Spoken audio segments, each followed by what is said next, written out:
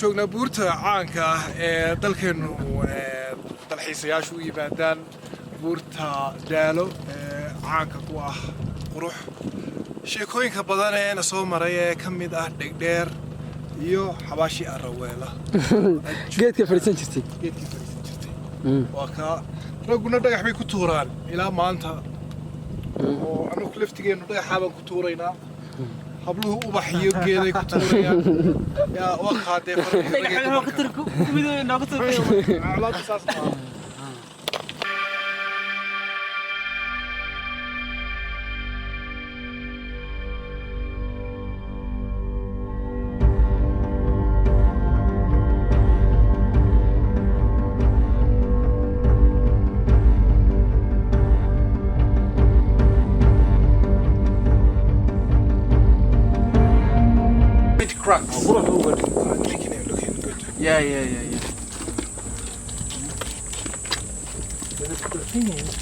قرية موزي واسبي شنو الباب سوى dhagax وعندك واسبي عادي شنو بتقولي واسبي انت بسيكل يعني مثلا بقول اللي كان كنت كيف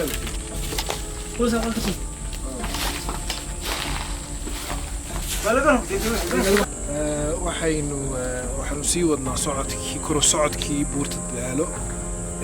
waxaynu hadda joognaa meel dhexe buurta bartamaheedaanu joognaa waxay caan ku tahay qoriga dayibka magaalada buurtani waxa weeye af ingiriis afka qalaad waxa laga yiraahdaa pine nooc pine gurigan waxaa ilaalin jiray nin gaalo forestry commissionka ah ninkaa waxaa la yidhi dhowr sheekaa jirtay oo midna dicaayad tahay midna ay run u dhowdahay in ay dhagaxa dushiisa nin ka toogtay isna gurigaa uu fadhiyey isagiyo gabadhiisuna in ay wax iska celisay oo dagaalantay oo ay dhowr 15 xabo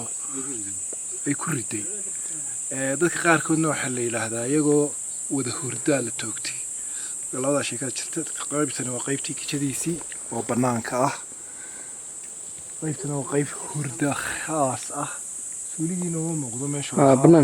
banaanku ahaa laakiin waa meel aad u qurux badan waa ninkii ka mas-uulka ahaa buurta dadka qaarkoodna waxaa la yidhi waxaa loo toogtay dee in shaqada laga qaado oo ay waqtigii gaalada la nacay bay ahayd oo xorriyadda la doonayay